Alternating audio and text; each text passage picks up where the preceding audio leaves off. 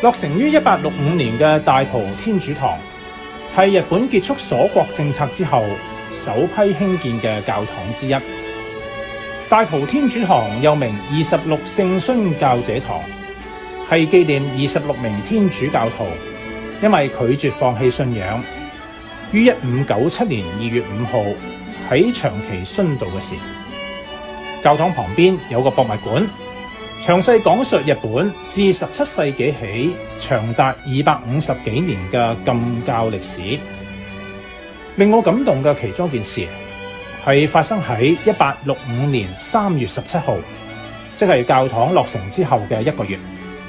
幾十名住喺附近嘅村民到訪，向神父表明天主教徒嘅身份。呢批被稱為隱藏嘅教徒，佢哋嘅家庭200幾年嚟代代相傳，即使喺政府嘅禁教令之下，仍然保持天主教嘅信仰。喺大蒲天主堂行大約1分鐘就抵達呢個哥拉巴園。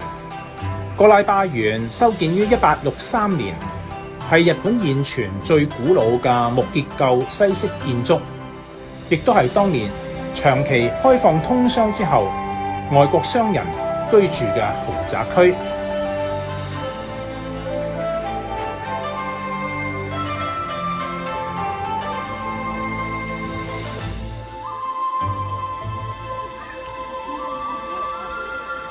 喺呢度你可以飽覽長崎嘅美景。長崎同香港都好有淵源㗎，由哥拉巴園向郵輪碼頭方向行幾分鐘，就會嚟到呢座1896年至1931年香港匯豐銀行長崎分行嘅辦公大樓。嚟到長崎一定會去紀念原爆死難者嘅平和公園。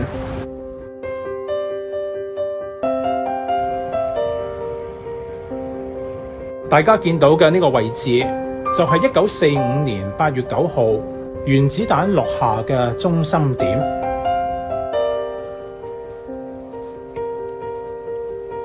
附近仲保留咗一啲爆炸之後嘅痕跡。